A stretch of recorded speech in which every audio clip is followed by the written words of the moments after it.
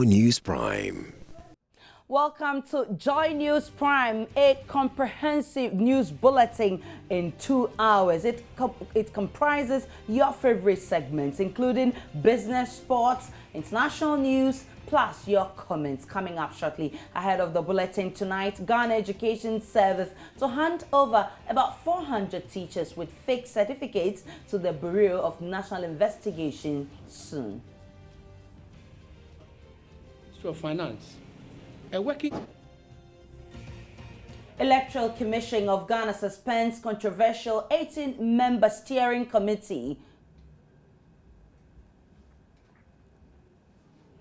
Also, Member of Parliament for Menchia South accuses Foreign Minister of withholding information on government's decision to accept 2 Guantanamo Bay detainees in Ghana. And when we hit business, South Africa extends visa duration for Ghanaian business operators to 10 years from the initial 3 months. This and many others in the business segment. Meanwhile, family of 2 brothers shot and killed by police at Mampong Nursing and Midwifery Training College demands justice. My name is Aisha Ibrahim. Don't forget we're also available via the Sky Channel 235 if you're watching us from Europe. We'll bring you the details shortly.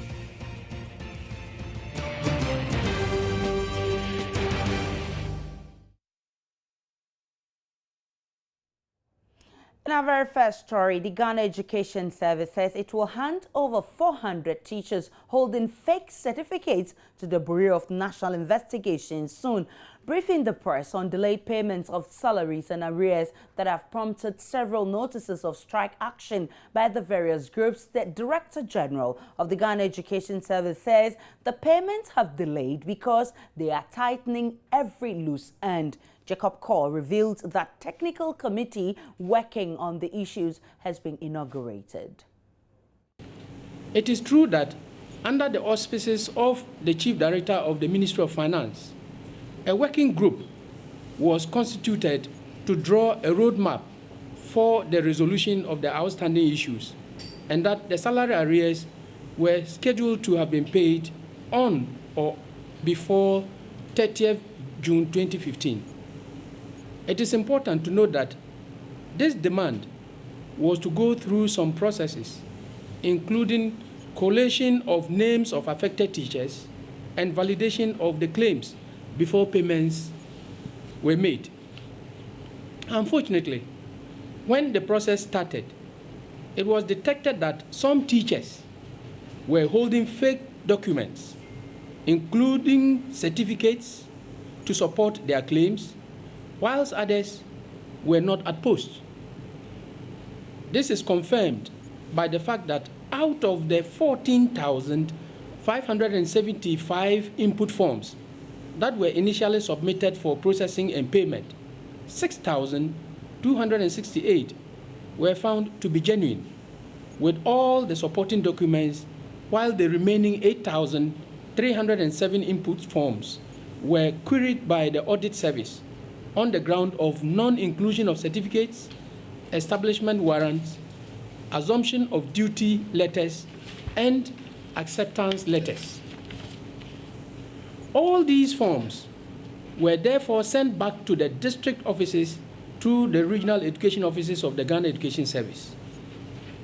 In the meantime, all the 6,268 teachers whose claims were validated have since January 1st, 2016, been duly paid. It is therefore not true that no arrears have been paid as the public is made to believe. As at December 31st, 2015, 6,383 of the rejected 8,307 were resubmitted by the district education officers through the regional education offices to the GES headquarters. These submissions were resubmitted to the audit service for validation. As I speak now, there are 7,750 supplementary input forms that are with the regional education offices awaiting submission to the audit service. However, the data of the 7,590 applicants have been submitted to the Fair Wages and Salaries Commission with copies to the Ministry of Finance. This decision was taken of a technical group meeting in the presence of the teacher unions. The Fair Wages and Salaries Commission, upon receipt of the data, has scheduled a meeting on Friday, 19 February 2016 for all interested parties on the way forward. It is important to note that the process has been ongoing. For instance, as at February 2016, the Ghana Education Service has received 142 out of the remaining current input forms. Payments of vehicle maintenance allowances to deserving teachers. It is also true that the parties agreed that allowances for 2013, 2014, and 2015 were to be paid by December 31st, 2015. It is to be noted that 1,235,224 Ghana cedis as at 30th October 2015 has been paid to deserving teachers. As and when the inputs are submitted, they will be processed, validated, and paid. 3. Transfer grants.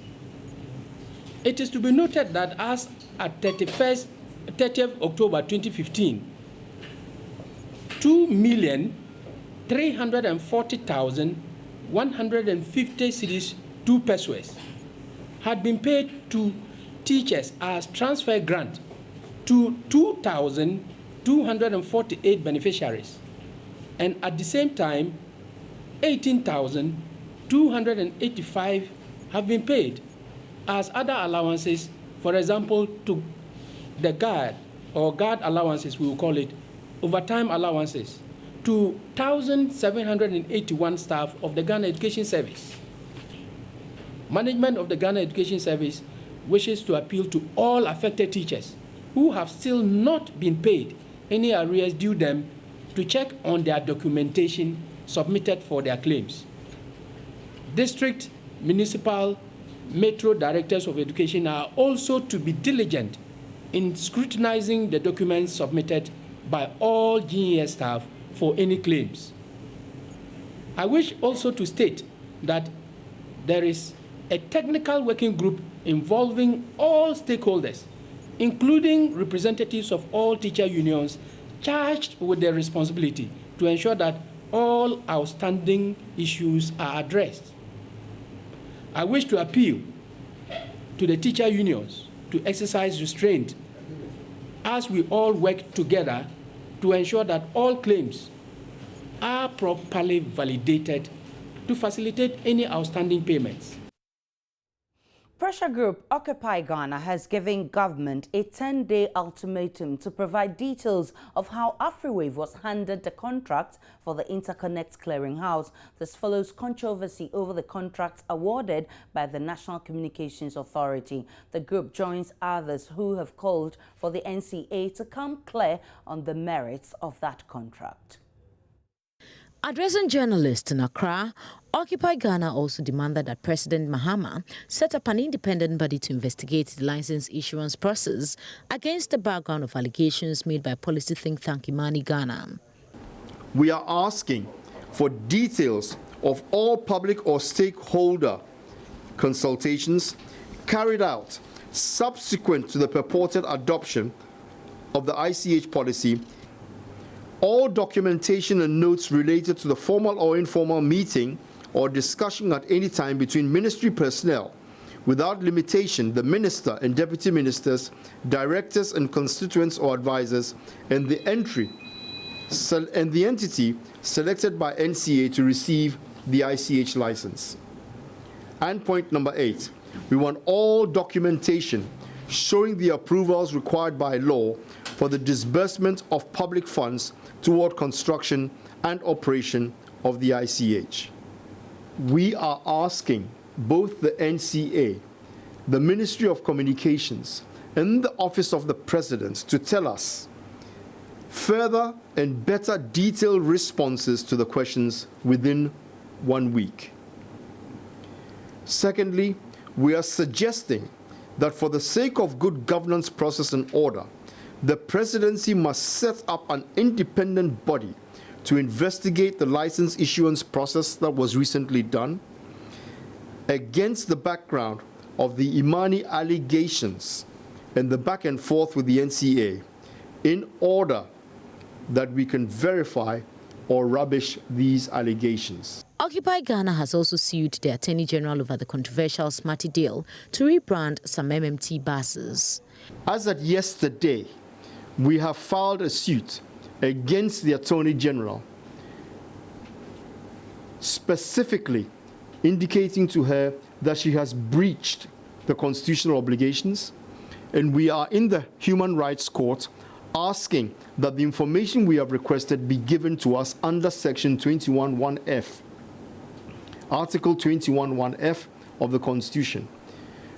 We believe sincerely that neither governments that have come into power has passed and intends to pass the Freedom of Information Act, but we have constitutional provisions within our rights which we can use to request information, and we are testing this in court. It is our intention that every time that information is to be provided to the citizenry of this country, that there should be a mechanism by which we can actually insist that the institutions provide this information without any reservation whatsoever. And we will be in court very soon with that issue. We have just filed it yesterday. We expect to be giving a hearing date. Meanwhile, the group has also initiated a process to retrieve monies lost through the JIDA scandal. Occupy Ghana says letters have been written to heads of the various companies who were contracted by government on the JIDA contract. President Mahama has sworn in John Kodalo as the Inspector General of Police. The President appointed COP John Kodalo as Acting Inspector General of Police following the IGP Mohammed Al-Hassan's accumulated leave prior to his retirement. Before swearing in the IGP, President Mahama commended John Kodalo for his professionalism and urged him to collaborate with other transport agencies to work towards reducing carnage on our roads. Professionally, you are abreast with the responsibility that has been placed on your shoulders. This swearing in comes at a sad time for our nation, where we have seen a very ghastly accident that has claimed the lives of 60 of our compatriots who died in the accident on the Kintampo Road.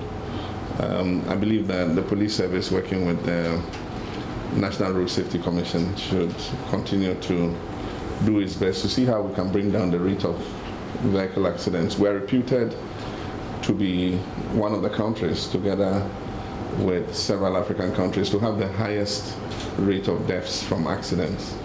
And a lot of it is as a result of driver error because of poor training. And a lot of it is also as a result of technical faults with the vehicles. And so the standard of maintenance of vehicles, leaves much to be desired. I know you are still investigating, but there are all kinds of rumors about brake failure and all that. And so I believe that working with the transport organizations, we should see how we can bring down the rate of accidents in our country. Too many families are losing loved ones because of reckless driving and the various accidents that take place. But let me commend your officers and the officers of the security service for the prompt reaction in terms of trying to rescue people. Meanwhile, President Mahama has reminded the IGP there is the need also to put stringent measures in place to ensure peace in the upcoming elections. But I want to congratulate you on taking your position as IGP, and I hope that you will raise the morale of the High Command and the morale of the officers so that they can provide the security this nation deserves. As you know, we are in an election year, which normally are times of anxiety for people.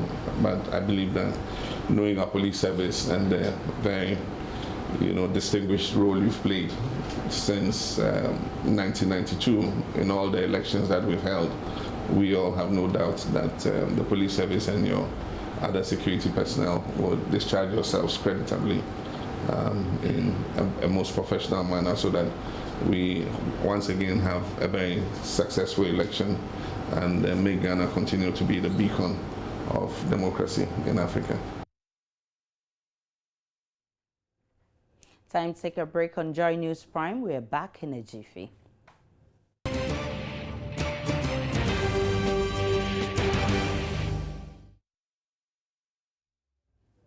You're welcome back to Joy News Prime. Now to the rest of our stories. And the Electoral Commission has suspended its controversial 18-member steering committee, which was tasked to oversee the November polls.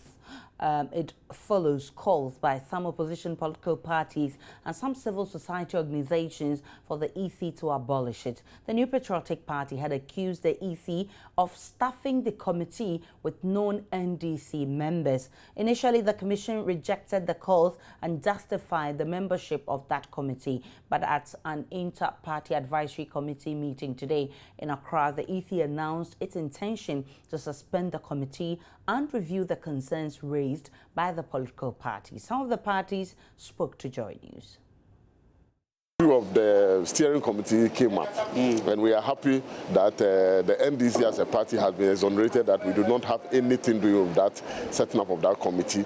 And of course, we ourselves did not know the existence of that committee until it came out. And so this whole idea of NDC in bed of EC in setting up committee. What came up at that meeting? Well, at the meeting, I put across and indicated that we as a political party were not even aware of the existence of that steering committee, and that they admitted that this is a committee that was set up. They wrote to institutions and asked for institutional representation, and for that matter, the name of NDC does not come in at any time at all. And for that matter, if institutions have brought up their people and people have challenges with the names that they have brought, you do not need to rope the NDC into it. We respect the independence of the Electoral Commission, and as a political party, we do not want to interfere in the activities of the Electoral Commission, and we believe that other political actors must be very careful when they are making statements that they do not have any concrete proof. So will Dr. Karl Marx remain on the committee? Dr. Karl Marx was nominated by the. Will he remain? Will he remain? We didn't nominate. We didn't nominate Karl Marx. Karl Marx was nominated by the National Service Secretariat, the National Service Scheme. It depends on the National Service to decide whether they will maintain him or not. But as a political party, we do not have any hand in who became a member of the steering committee, and for that matter, we cannot even answer for who should be a member or who shouldn't be a member. The refreshing thing is that the Electoral Commission has indicated that they are going back to the drawing board. They are going to take a second look at the composition and the objective and come back to us for further discussion on the issue. And for me, that is very refreshing. The issue was brought up by virtually all political parties. We felt that it was an issue that possibly if it was discussed at IPAC, the political parties could make some contributions into this particular matter because it borders on elections. We tried as much to find the mandate and the functions of the steering committee. It appears that the Electoral Commission itself is not certain what they want the steering committee to do. And therefore, the myriad of questions that were put before the commission, it appears that the commission is taking a second step. They have asked that we should leave the matter as it is because they themselves are now reviewing the matter, particularly with reference to the many questions that have been raised in the media and what we're asking them. Because, for instance, it was asked that if it is to ensure transparency in elections, the actors in these elections are largely the political parties. How come that the political parties do not have representation on a committee to oversee the elections in this matter? What is the essence of inviting so-called civil society groups, so-called other institutions, that we do not know their biases in terms of political affiliation? So as we can say, I will say that the Electoral Commission intends to temporarily suspend this and do due diligence on what they want the committee to do and get back to the political parties so that together we can sing the same tune as to whether there is indeed the need for this steering committee to be set up by the Electoral Commission and whether its work will enhance the collective agenda that all of us are looking for. We have said it time and over again that it is not a good thing. It is not a good thing. One, I have attended every IPAC. I haven't seen any agenda on steering committee. Two, this is the Electoral Commission's own timetable and events towards 2016 election. There's nothing on it. So you don't go out of the blue. And then the institutions that they claim are representing, that individuals are representing, like the National Service, the Armed Forces, the police, they are doing their own thing in support of the elections. I know as a fact that, for example, the National Election Security Task Force has been inaugurated, and the regional bodies have been inaugurated. So why do you bring and if you want to set up a committee, I'm saying election management is a professional thing. We have director of IT, we have director of elections, we have director of training, we have director of research, you have all kinds of directors. Their professionalism must come to bear on the upcoming elections, not people from National Service and others. No. The MPP certainly must feel vindicated by the EC stance. Oh, we think that they have done the right thing, so we are wait. They said they are going back to the drawing board. So let's see what comes out of the board. Away from the EC and the political parties, chairman of the Ghana Immigration Service Board and member of parliament for Boko West, Cletus Avaka, is expressing shock at the number of fuel service stations sited along the Navrongo-Paga Road in the Upper East region. Mr. Avaka suspects the fuel stations could be an avenue for individuals smuggling petroleum products to neighboring Burkina Faso and has tasked Immigration Service personnel in the area to be vigilant. Upper East correspondent Albert Sori has more. Along the Navrongo-Paga Road, which is a distance of about 12 kilometers, there are at least 21 fuel filling stations in operation. Several other filling stations are still under construction. The situation is particularly suspicious because for small towns like Navrongo and Paga, most indigents use motorcycles, while majority use public transport when necessary. 2 years ago, outgoing Interior Minister and MP for Navrongo Central, Marco Yongo, expressed serious concerns about these filling stations and charged the municipal and district chief executives in the area to stop issuing licenses for more setups. During a working visit to Paga, Cletus Avaka expressed grave concern about the number of filling stations and tasked Immigration Service officials to be on the lookout for smugglers of petroleum products. 11 filling stations, fuel filling stations on the left coming from Navrongo, and then 10 on the right. We've taken those statistics, 21. I tried to correct you. What's the distance between Navrongo and Paga? About 10 kilometers. Yes, 11 kilometers. Yeah. And you have 21 filling stations. Your guess is as good as mine, what they are meant for. Even though that's not directly your function, but you are a security organization. In the case you are Ghanaians, the law of Ghana says that any citizen who sees a crime being committed, his or her presence can report or can even take action or can even cause arrest. More so when you are a security institution in Ghana. When I was coming in the bus, I was talking to some of my board members and to your director. I don't remember. I said I'm not too sure whether the last month or 2 or 3 Immigration Service have drawn the attention of the leadership about the rate of smuggling or they have arrested somebody and the rest of them. Owners of some of the filling stations along the Navrongo-Paga Road who refused to speak on camera insist they are doing genuine business, but Joy News checks with some Paga residents indicates that some truck and long vehicle drivers who often travel across the Paga border to Burkina Faso ensure that they fill their tanks and reserve tanks with petroleum products before they cross the border. The distances these drivers cover with their vehicles are not long enough to exhaust even half of the fuel they nearby. It is therefore suspected the drivers connive with others to allegedly sell the excess fuel at their destinations. The coalition of SADA-zone civil society organizations are calling on government to ensure that at least 100 million Ghana cedis is allocated and disbursed to SADA in the 2016 budget statement and economic policy. They urge the government not to repeat the grievous and unpardonable mistake it made in 2015 by failing to allocate resources to SADA. The coalition made the call at a press conference in Wa. The government cannot and must not run away from SADA. In fact, no government of Ghana should and must not contemplate running away from the laudable initiatives of SADA. We therefore demand that the government must of necessity fulfill its obligation to SADA by making available the needed resources and funding to enable it to deliver on its purpose.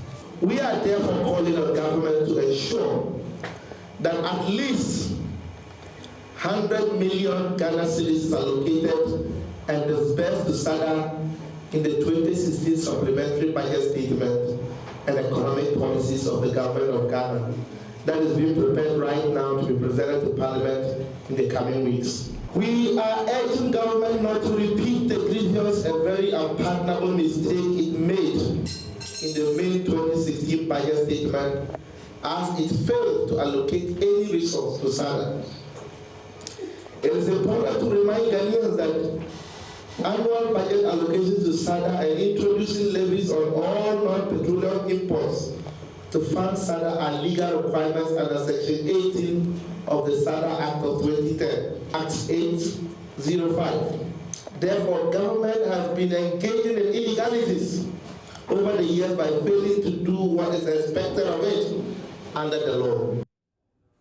In Accra here, Member of Parliament for Menchia South, Dr. Matthew Opoku-Prempeh, is accusing the Foreign Minister of withholding information on government's decision to accept 2 Guantanamo Bay detainees in Ghana. The Minister, Hannah Tete, who briefed members of Parliament in camera, according to sources, said government signed a memorandum of understanding with the United States government before the detainees were airlifted to Ghana. What she refused to say, which I'm scandalized by, all those countries were admitting their citizens back home because one of the aims of that repatriation program or that return deportee program was to integrate in the society. These are Yemenis who have no relations in Ghana, who even their home country has refused to accept them. So after they stay here for 2 years, are they going to allow to marry Ghanaian women? We are aware that there's war in Yemen, and that's one of the reasons. Even though there's war in Yemen, still some Yemen citizens were returned to Yemen under the same program. I said I'm scandalized by what she didn't say. She said nothing to Parliament except English. Meaning what? She said nothing. She said nothing. She never in her statement answered the question of truly what is the total number of refugees and deportees. She never told us that they have turned Ghana into a refugee transit cell. She never told us how the president alone could have negotiated such an agreement. She never answered those questions. That's what I said. I'm scandalized by what she didn't say. She came to speak something, English, too. We didn't take any money, but she never told us who is going to look after them and how much it is costing the nation in looking after these Yemen people. She didn't even tell us how long they are going to be in the country. She didn't even tell us by what. She didn't tell us by what travel document they entered this country, and what type of visa they are on. I don't even know why we did this as a closed meeting, when the foreign minister has been happily briefing foreign media. It shows the absolute lack of disregard they have for us. You can go stand in your office and pontificate to external press and issue statements to foreign journalists and refuse to speak to Ghanaians. And then when you come to give a half answer, you say you conspire.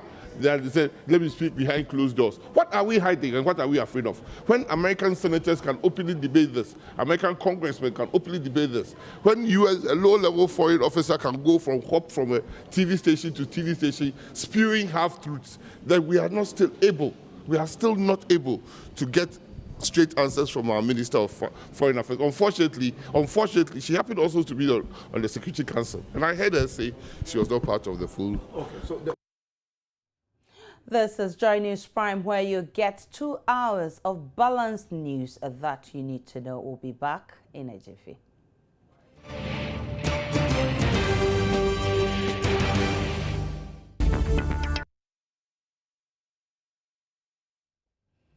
Emmanuel Abuaje Rafe is here, and that means business is on. What's up in business, Emmanuel? Well, in business, good news for Ghanaian business operators. They will be allowed to go to South Africa to do business, and they'll be granted a visa for 10 years. I don't think they need the 10 years anyway, but it's some good time ago it was 3 months. It was even at 1 year. Yeah. Then the commissioner who left brought it to 3 years and 3 months. 3 months, yeah, and I don't know why they've taken it to 10 years. Well, maybe to strengthen bilateral relations. I think it's good news too, but no businessman will go and live in South Africa for 10 years. And let's hope that it doesn't spark any xenophobia.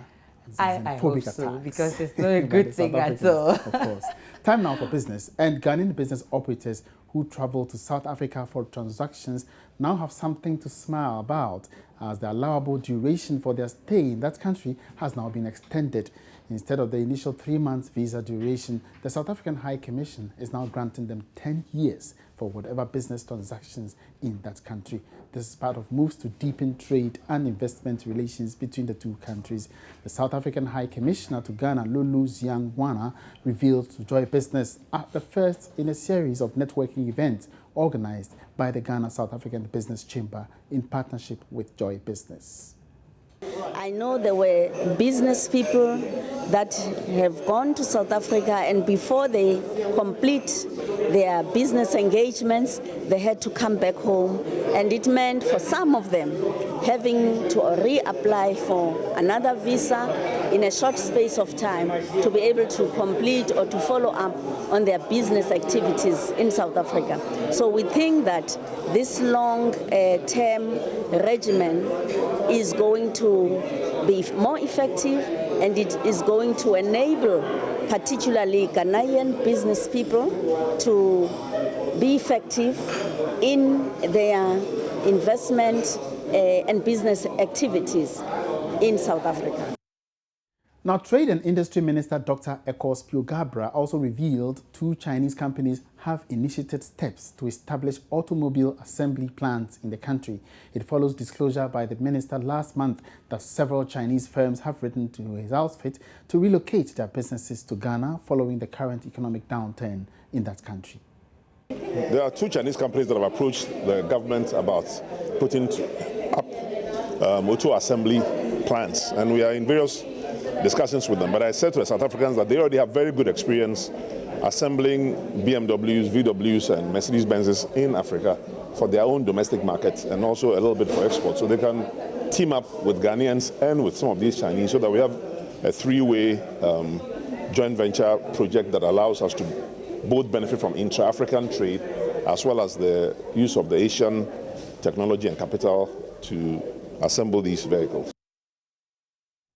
Well, outgoing MD for Zenith Bank to head ADB, the outgoing managing director of Zenith Bank, Daniel Asiedu, is heading to ADB as a new boss, according to a statement issued by the board of ADB and signed by its chairman, Nana Soglo Allo IV. Mr. Asiedu's appointment takes effect from March 1. Mr. Asiedu is to retire from Zenith Bank Ghana by the end of February after almost 7 years as MD. He takes over from Stephen Kwaji, who recently decided not to seek an extension of his contract after about 6 years as MD.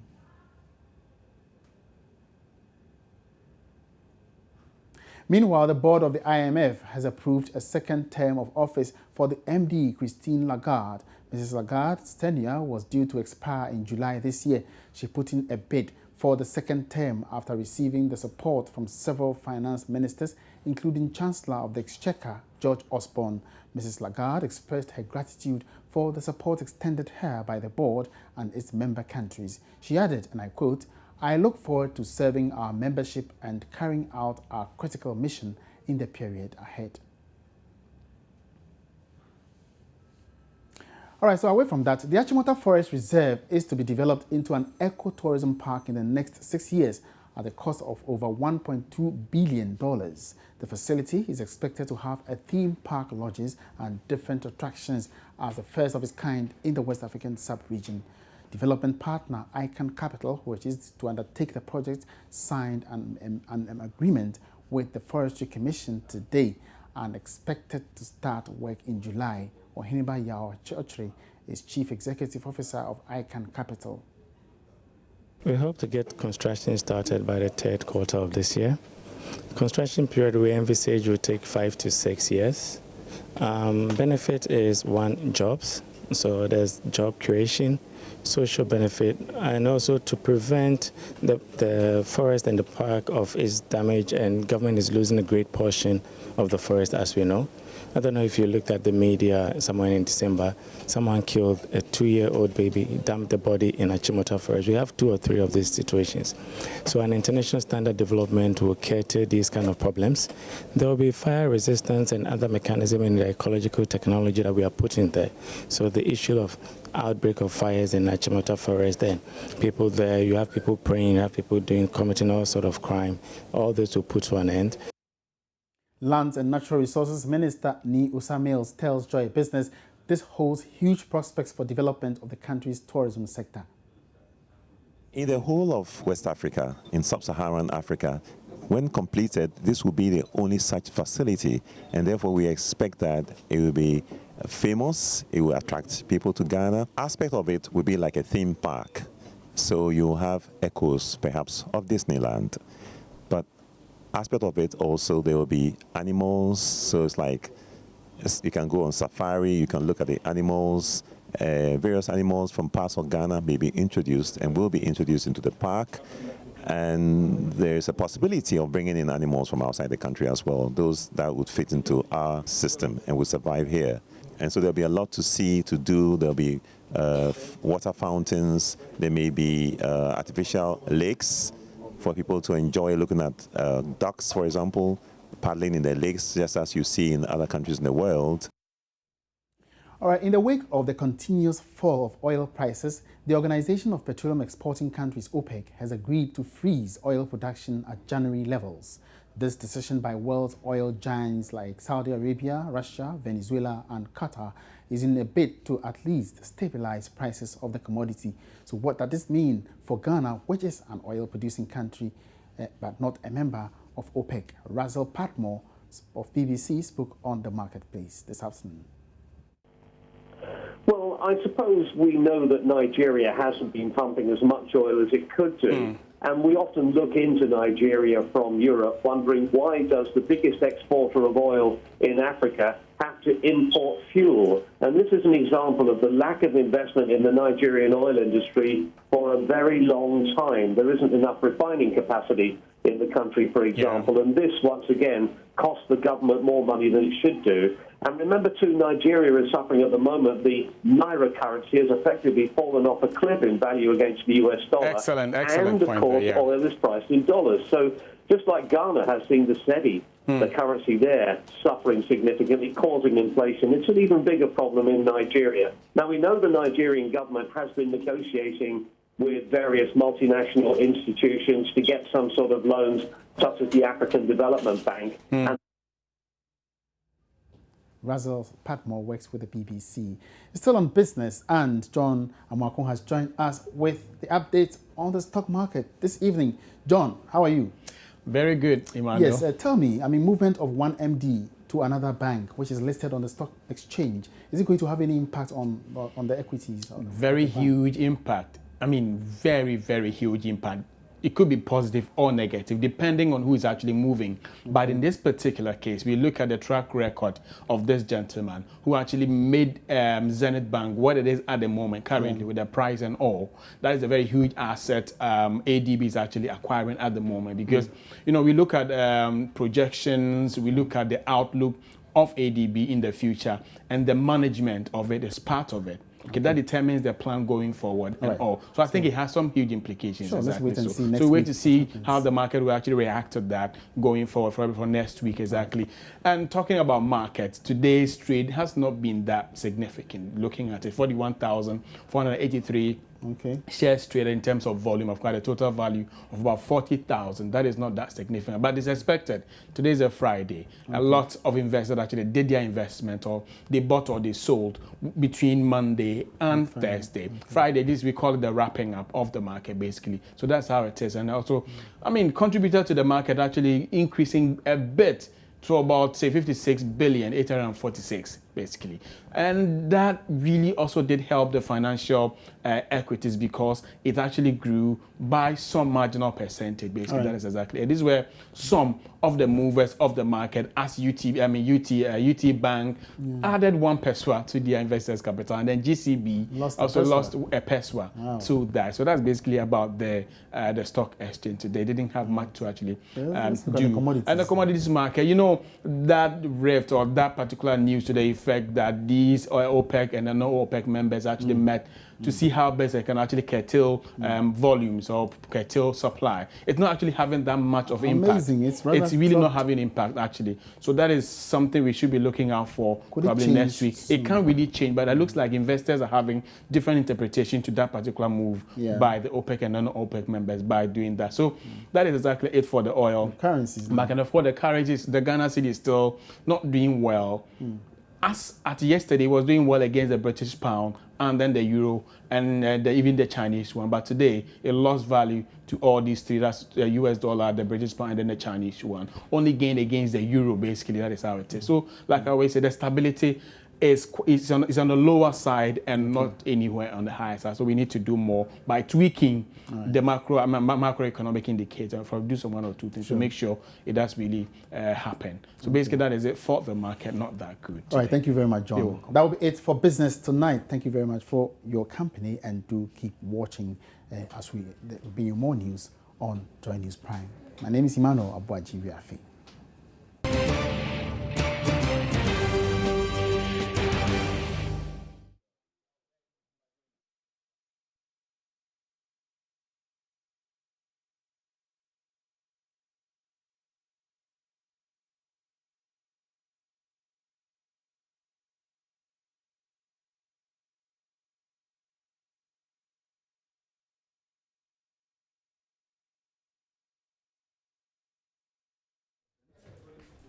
Time now for international news. And police in Uganda say they have arrested the main opposition presidential candidate to prevent him from announcing his own election results. Kizza Besigye was detained during a raid on his party's headquarters in the capital, Kampala, following Thursday's tightly contested elections. Police also fired tear gas as clashes broke out with its supporters, with official results for nearly half of the polling stations declared. President Yoweri Museveni is leading. He's running for a 5th term after 30 years in power. Human rights advocate working in Uganda, Solomon Jojo Kobina, joins me in the studio for some discussion.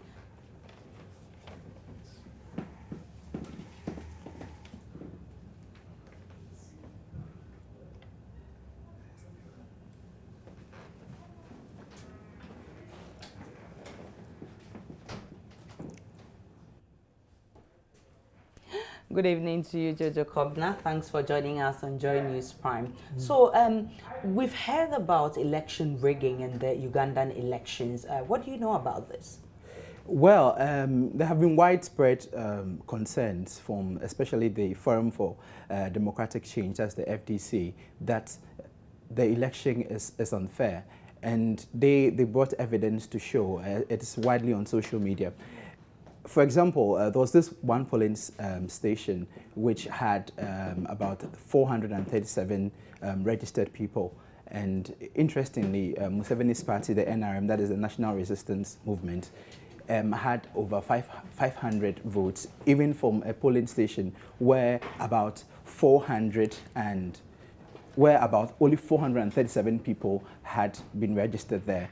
And then there was also another polling station where the total registered voters were just 537, and about 5,000 people had voted. Wow. And also in one of the districts, Amaru, for instance, where Besigye was cruising at 63%, now it was swapped and was given to the incumbent, that is Yoweri Kaguta Museveni. Wow. So they're also very concerned about it, and they're very worried. They're saying that the results coming from the polling stations are not the true reflection of the real situation. So that is the reason why Besigye this morning wanted to announce his own results that he had collected from the polling stations. Earlier on, we heard about house arrest. What happened? It was not a house arrest.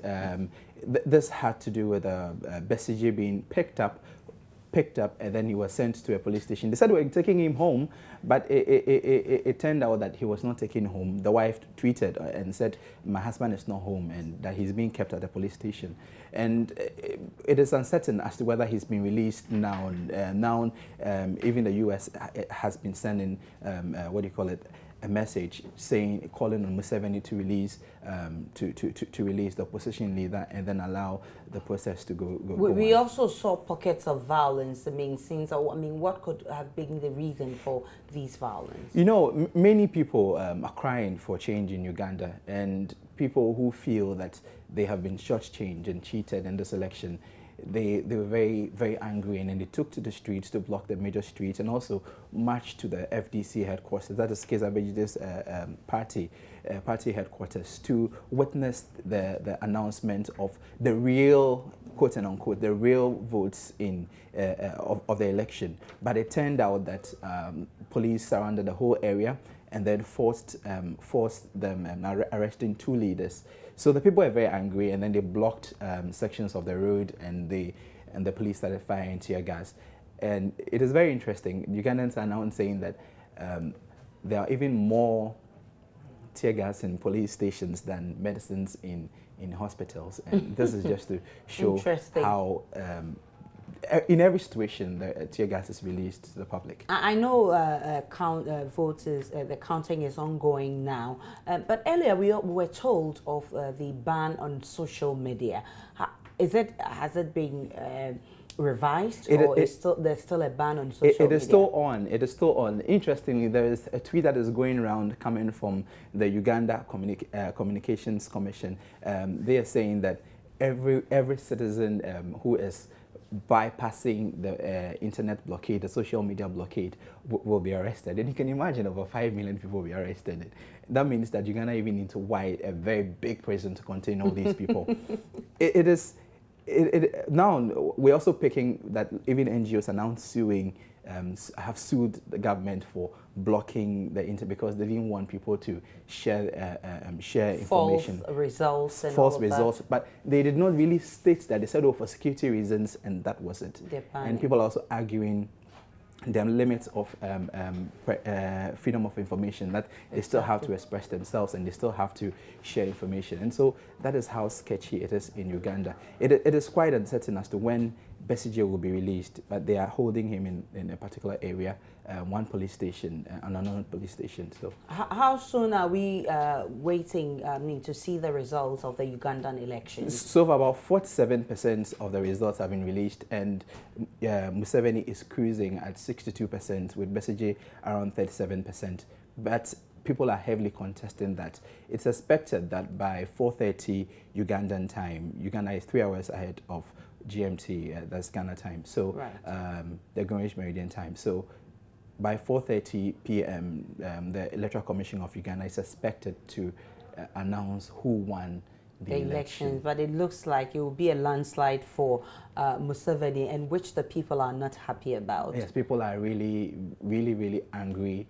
And if you monitor social media and all the social media and many other sites, many other websites that have been created just because of this election, you can see that people are really seething with anger, that the results that they witnessed, that they gathered, they witnessed and was counted, that the results were being mentioned and being posted on the Electoral Commission's website, and they're all wrong. So that is their beef. Well, that will certainly not augur well for the Ugandan elections. I mean, you can tell the fallout of these elections. Many thanks to you, Jojo Kobna. We'll bring you more on the international segment. Lord Edu Asare is here, and he's here with Jay and I. Yes, What's coming up? Well, coming up tonight on the international segment, you wouldn't believe this, but it took 12 hours. Remember that for the first emergency service provider, the ambulance service, to get to the Kintampo accident scene, which resulted in the loss of at least 63 lives. But in sharp contrast, President Mahama is commending security agencies for their swift response to the carnage. What do you make of this?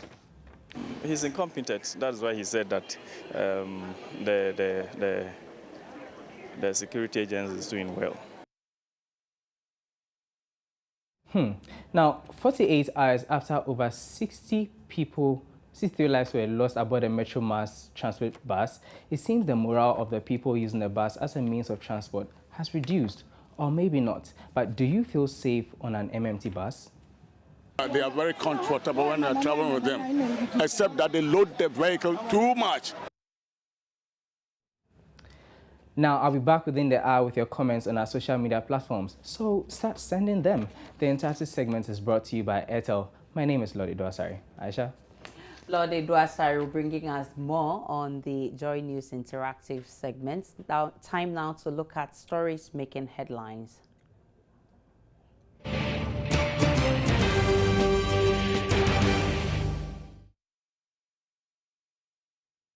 Education Service to hand over about 400 teachers with fake certificates to the Bureau of National Investigation soon.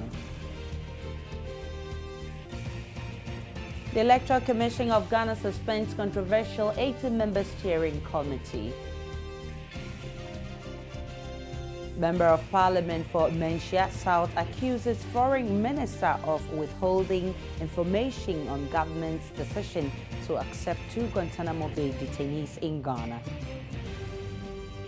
In business, South Africa extends visa duration for Ghanaian business to operators to 10 years from the initial 3 months.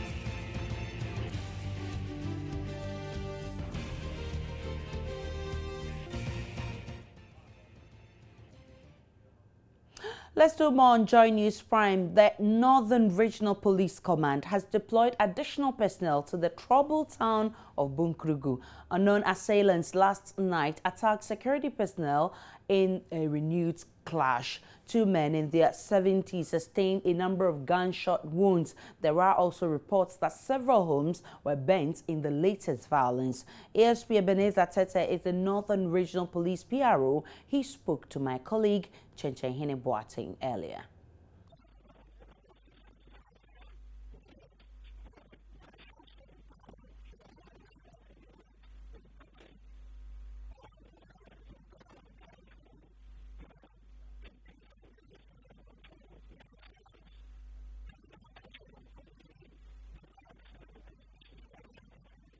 We apologize for the break in audio. We'll rectify and bring that story back to you. Now, family of the brothers who were shot and killed by the police at the Mampong Midwifery Training School are considering legal action against the service. The family is accusing the service of dragging its feet with investigations and questions the police commitment to seeking justice for the victims. Joy News Mahmoud Muhammad Nuruddin has been speaking to the wife and brother of the victims. 33-year-old Francis Bene, an anatomy and physiology teacher at Mampong Nursing and Midwifery Training College, and his brother Timothy Bene were gunned down by a police officer who mistook them for robbers. Wife of the deceased, Cynthia Esima, is accusing the police of doing little to unravel the truth. She is threatening to proceed to court to seek legal redress. I want you people to ask the question that I ask. I want the answers. When you ask them, they should answer me. Because when I get the details, I'll be free myself. I know he did, but the spirit will not sleep, the soul will not sleep. So I want you people to ask the police, and I want to know the person who called and find out is it true that armed robbers came at that place? And in case armed robbers came and the police came there first, you should have called my husband and stopped him. Cynthia says her husband would have survived if the police had heeded pleas to rush him to the hospital. 1 hour, 30 minutes. The fellow is pleading you to send him to the hospital. So unless you send him to charge office, I want to know what statement did they make there before sending him to the hospital. So for how long have you been with your husband? I was there on Monday. I left here on Monday. He called me last week that he's not feeling well, so I should come. So I came. So you don't stay here with him? No, I'm working at health insurance at VA, German Love. Okay. Cynthia Sima and her late husband have a 3-year-old daughter who is unaware of the death of her father. Right now, I don't even know if my daughter asks me. I don't know what to say because my daughter loves the father more than me. I don't know what to tell her, so I said they shouldn't bring her. Because when I see the child, it seems I've seen the father.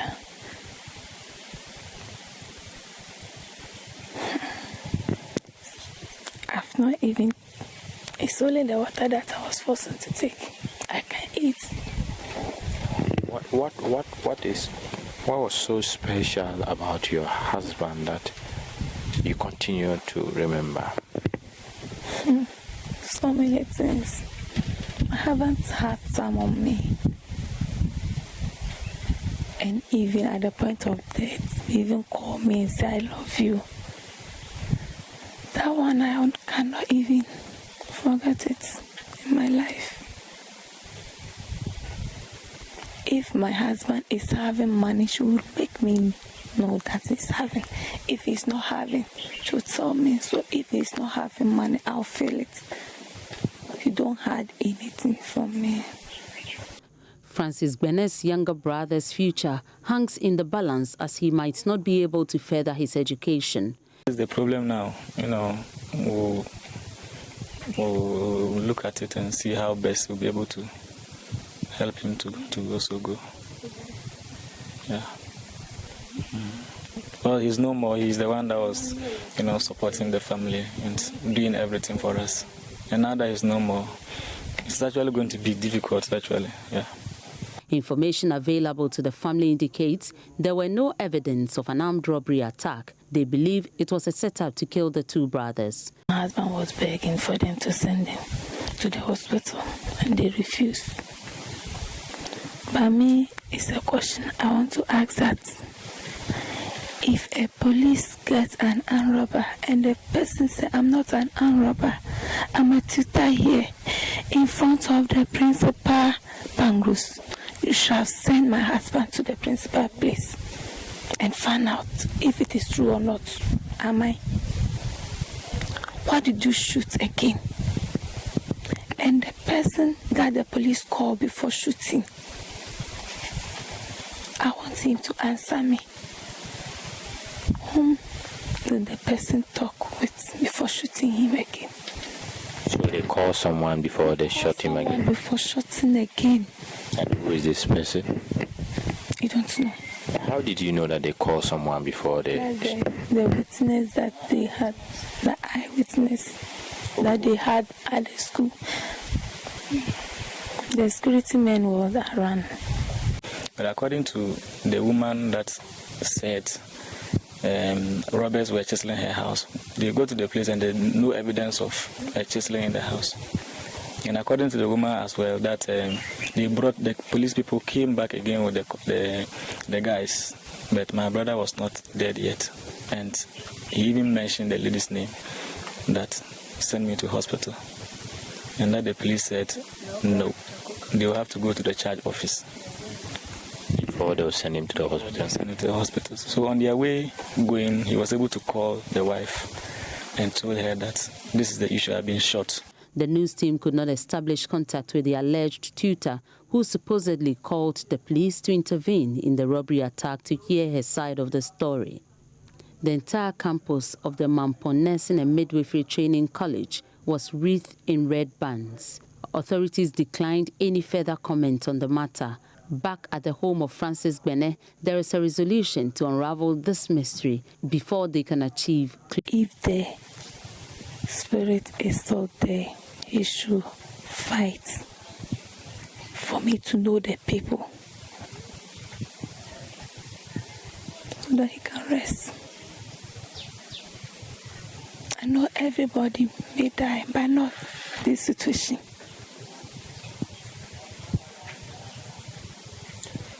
She was not even feeling well, but he tried.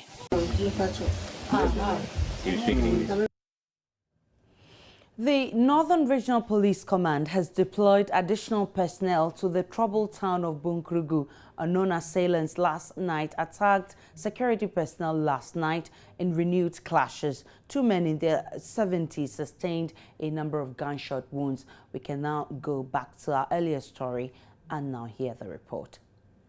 Last night at about 6:45, we heard sporadic gunshots in town, so our men had to be moved in quickly. While they were in town trying to keep peace and bring the situation under control, the assailants turned their attention on the barracks and then the police station. So our men had to be tactically withdrawn to come and defend the police station because they are there to keep peace. They have left their various homes and they are there to ensure that there is peace in the area. So before they can keep the peace in the area, they must be alive first. So they were withdrawn and they came to the police station. This is not surprising because not quite long, some people in Accra held a press conference and poisoned the atmosphere. So we had picked the intelligence that some people were planning such a thing. So we are on high alert. And we have put everything in place to ensure that even if they do, we repel them, with the force at our disposal legally. So they can tell the reason why they are doing what they are doing, but we want to send that strong signal out there that we are prepared to defend ourselves. We are prepared to do everything within our means to ensure that persons who are stoking the fires there, and they are making everything possible to keep the place, in this turmoil. Those persons will not have that kind of firepower to overrun the police or to, create that kind of. We'll take a break. We'll be back with the entertainment segment.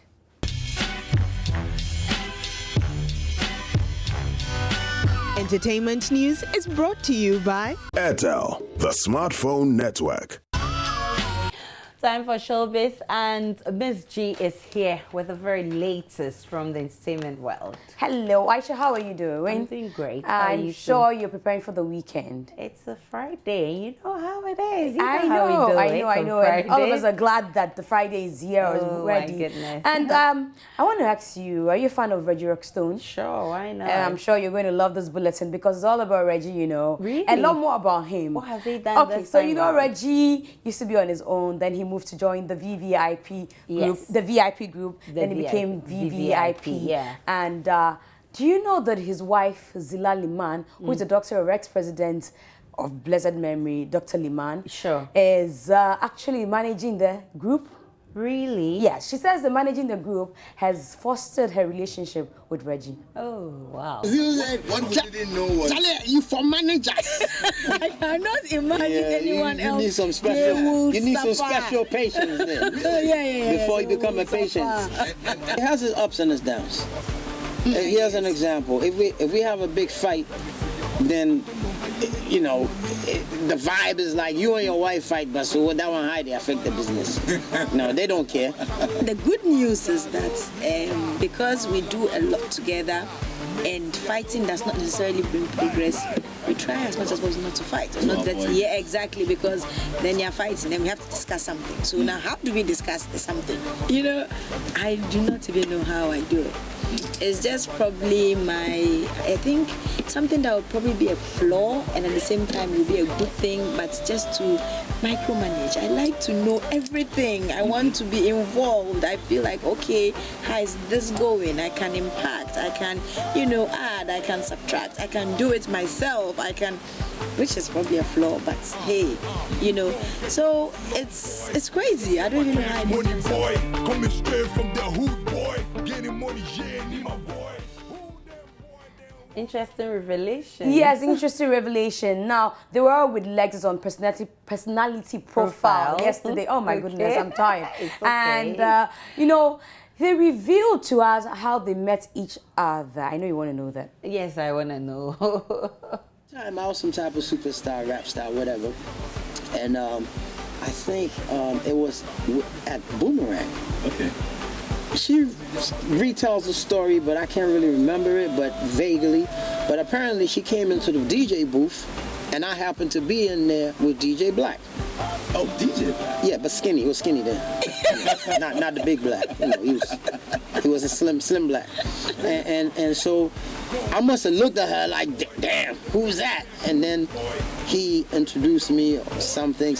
And, today she tells me how she didn't really care about who I was.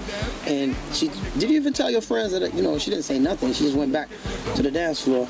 And then I think the next time that I saw you was at Salisbury. Okay, yeah, Salisbury. Let me get to you, Zilla. Maybe, you're being scanty about it. No, I think I did well. Actually, this time he's done well. The only thing is that the Boomerang meet, at that meeting, it wasn't the meeting where, oh yeah, she's the one. No. It was just like, we just happened to be in the booth together and that was it, and we went our separate ways. But the Salisbury one that's the time he had been asking, or my name sort of kept popping up. Yes. And it's like, oh, who's this person? And then I happened to come to Salisbury with my friends, and he was there.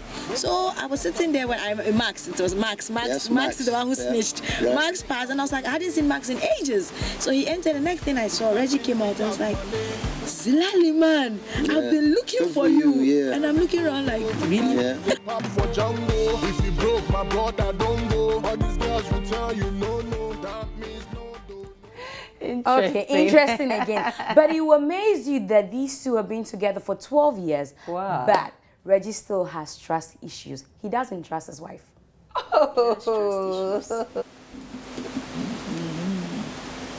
Everybody? He is very skeptical of everybody, including me. Even now? Yeah. What? Really? Yes. You heard the song, right? Reggie. Hey, it wasn't me, please. No, I'm just saying, I'm damaged goods. I come from a really rough place, you feel me? I come from a very rough place. So you're right, everybody knows me, I'm an open book.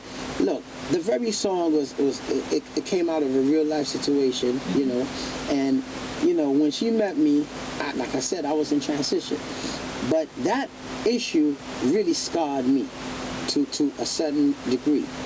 I've healed almost about 80 going 90 maybe, but I do have trust issues. I don't trust nobody. I just don't. I don't trust nobody. Is it based on that one particular It's based on that one particular issue. No, it's based on that one particular issue because it was very close. I mean, this is like, say, who who's really close to me? A really good friend, like say Mensa. This is like Mensa getting with my girl. That's the kind of situation that I had. Teenager where I could just brush over my whole. I was a grown man, and it shocked me. And it shocked me to a level where it was. If I wasn't a musician, where I could translate the pain into art, I don't know what would have happened to me. And I made that song. It blew up. You danced to it, but it's my story, And ever since, but I am working on it. It took me this far. Damn, we about 12 years going deep. It just irritates her. You see, it does. But see, in saying this, it's like nobody. I'm not perfect. If I didn't have trust issues, maybe I could have had some other type of issues that would come up. I don't know. Everybody got, some type of issues. But my issues are real life issues, and I don't know how you would translate the very situation that I'm in if you were me. real life issues. You know, Of course, and you know how you get scarred by one person, and then you take that scar into other relationships. Sometimes it's painful if you're not the cause and you're facing the consequences. True, I can imagine 12 years and you don't trust me. Oh my what business have I got to do with you? No, but you've got to understand. But he has to learn to trust again. Yeah, he says he's still learning. Yeah, you can't judge him. I'm not in his shoes, Definitely. so I cannot. Okay, so Elom Adabla was on the Super Morning Show today. Okay. He came to talk about music, his career, and El actually thinks that there's some Ghanaian musicians that can match African musicians, Nigerian, South African musicians, boot for boot. Okay. Artists who have requested a private recording session with me, and then they do some weird things. Some have actually stripped down to their panties. You're joking. Yes. I mean, they say they feel freer that way, and we have to develop a certain kind of rapport. So this artist in particular is somebody who I'm really comfortable with, and was like, "No, Charlie, this song I can't record right now. Make a ball." And then, so he's bored, and it worked. I don't know if it worked, but people have their different ways of expressing themselves artistically, and I'm a very, very, very strong believer in artistic expression. So I let you do whatever makes you bring that out of yourself. I mean, people have come and sweat so much that they actually stain the glass. Jeez. People are in the booth, they are rapping so much that you can't even see them in the booth anymore because it's steamed up the thing. Yeah, so I mean, things happen. Sometimes that's bad breath. Nigeria, South Africa. Oh, wow. Look, the artists who I've worked with, some of them actually thrill me so much to the level where I get a little peeved because I don't see how it's fair that they are still stuck within the confines of this country, and it's very heartbreaking to see that. So, I mean, I can record an artist and be like, Charlie, for Day Ghana. People tell me the same thing. For Day Just Ghana.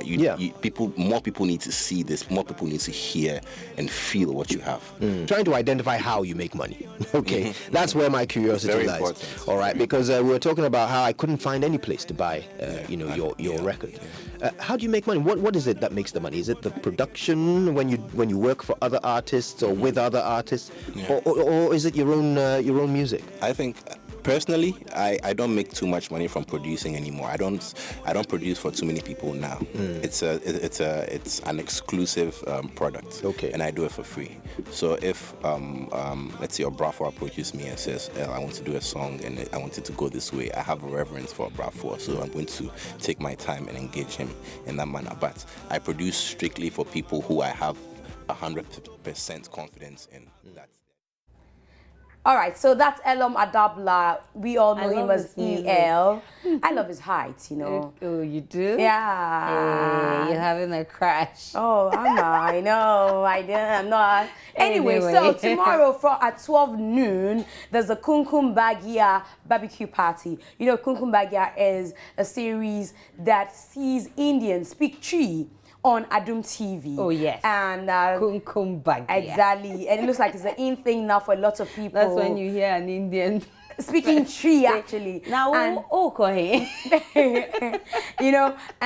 they got a cow as a gift from a chief who was so amazed by the production. It's not just a cow, this. Yeah, previously they've got other things, gifts. So tomorrow at 12 noon, you've been they're doing having entertainment a barbecue for so long. party. Have you had any gifts yet? Okay, so I come here every day to tell you entertainment stories. You've never given me a not even a hen. Why? Chicken. Anyway, so it's happening tomorrow at 12 noon at the forecourt of Joy FM. November Kunkum Bagia. Adum TV India. Happy birthday. I'm a Krabi, Machadi Adebayo. Gift me. And your Doom TV in Guana, Behunubi. Kunkum Bagia. So one to my mess when it's one what? Hey, Kunkum Bagia. Kunkum Bagia. At Ressa or 1 4 bar. Nesabre. I don't for any Kunkum Bagia. I say, ah, who I am, Jelosita and tie. And I thought to say, yeah, time or time or time. And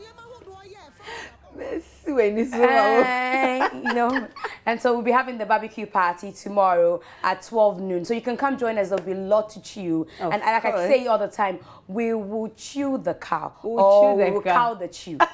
Anyway, I can't wait. Anyway, Entertainment News was brought to you by Airtel, the smartphone network. I shall have a fantastic weekend. I am tired. Enjoy your I'm off Friday. to party. Go My bill party, should be on girl. you. I'll join you very soon. I hear you. We'll be back with more on Joy News Prime.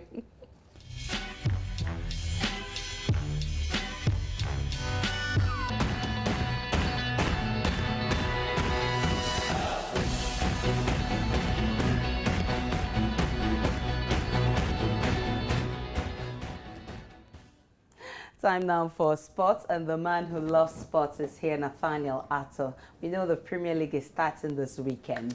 Definitely is starting, and I know you are itching to know who across the Focus playing. I'll tell you about that in a bit. So welcome to the sports segment here on Joy News Prime, and we begin with a report as we start off the Premier League, which has been long awaited. Benedict Owusu of Joy Sports has been looking ahead to the Ghana Premier League 2016 season.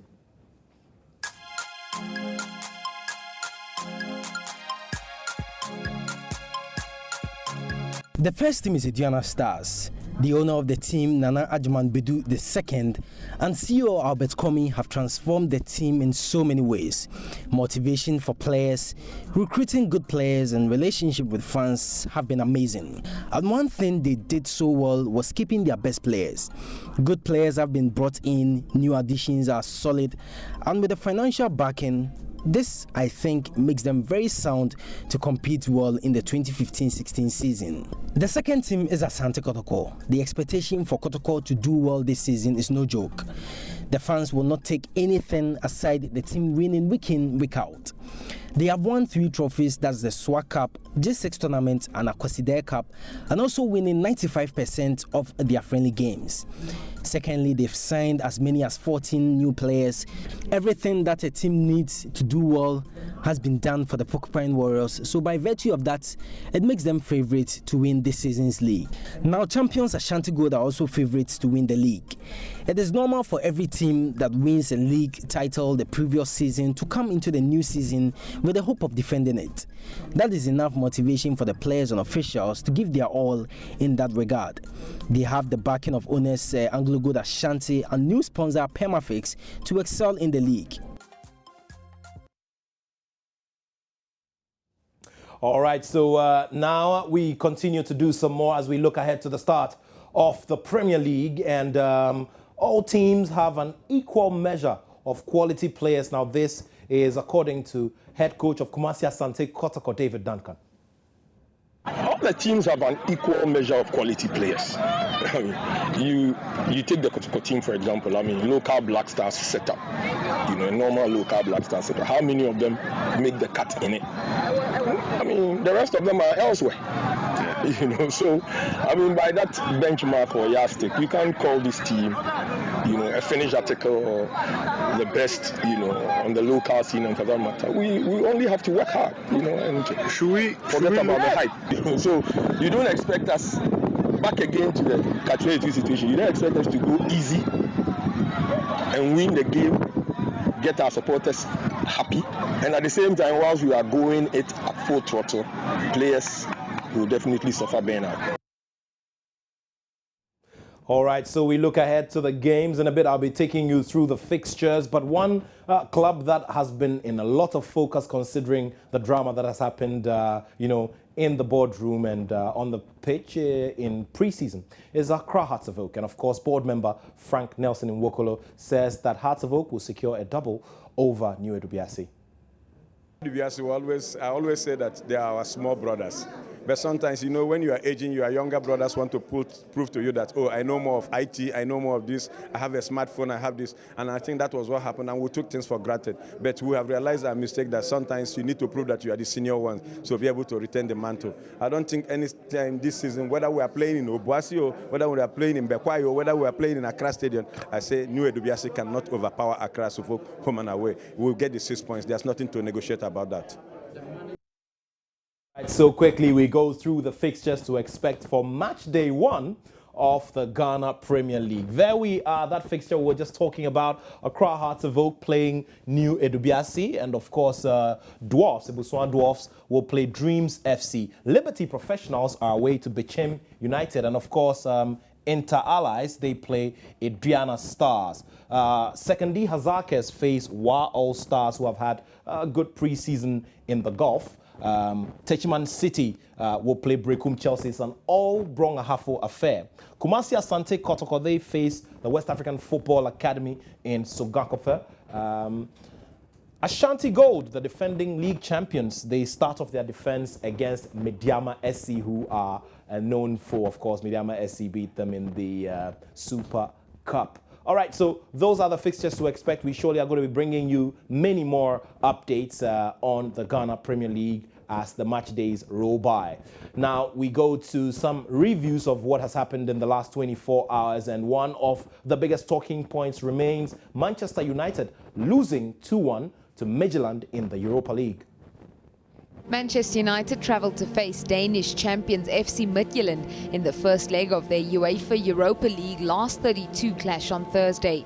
The Red Devils, already without captain Wayne Rooney, then lost goalkeeper David De Gea, who injured his ankle in the warm-up, to be replaced by Sergio Romero. Memphis Depay had a chance to break the deadlock in the 8th minute when he ran onto Jesse Lingard's through ball, but his shot was blocked by Kian Hansen. Hansen then had an attempt at the other end with a header from a corner, but he was denied by a brilliant Romero save. In the 36th minute, Midtjylland launched a dangerous counter-attack through Vaclav Kadlec, who was one-on-one with the keeper when Romero saved with his legs. The game was opening up, and a minute later, Lingard picked out Memphis in a crowded penalty area, the Dutchman firing home for 1-0. A minute before halftime, though, Pione Sister weaved through the Red Devils' defence before firing past Romero to send the teams into the break level at 1-1. Early into the second half, Anthony Martial set up Lingard, who fired just over the target. The Englishman was a lot closer with his next attempt in the 55th minute when he hit the crossbar from out wide. Substitute Paul Onuachu nearly made an immediate impact, but Romero kept his goal-bound header out with a brilliant one-handed save. In the 77th minute, Midtjylland went in front for the first time in the match, and it was Onuachu, the sub, who scored their second, drilling a low shot home.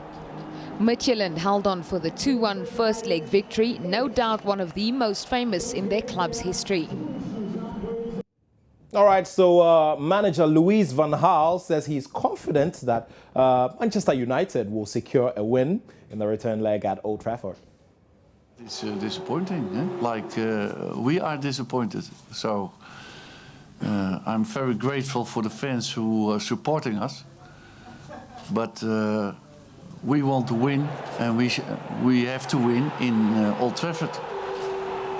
And then we are in the next round. But we have to do it. It is not easy, but we have to do it.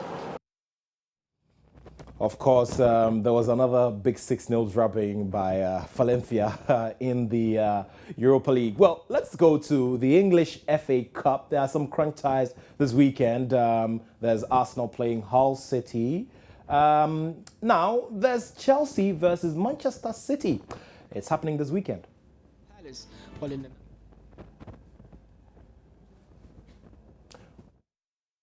These are the fixtures to expect. Arsenal, they face Hull City. Leeds away to Watford. All these games will be played tomorrow. West Brom playing Reading. Bournemouth play Everton. And of course, on Sunday, Blackburn face West Ham. Crystal Palace play Tottenham. And of course, Manchester City are away to Chelsea. Shrewsbury play Manchester United. Interesting stuff because it's possible Sheyi Adebayo may start for Crystal Palace against his old club, Tottenham Hotspurs.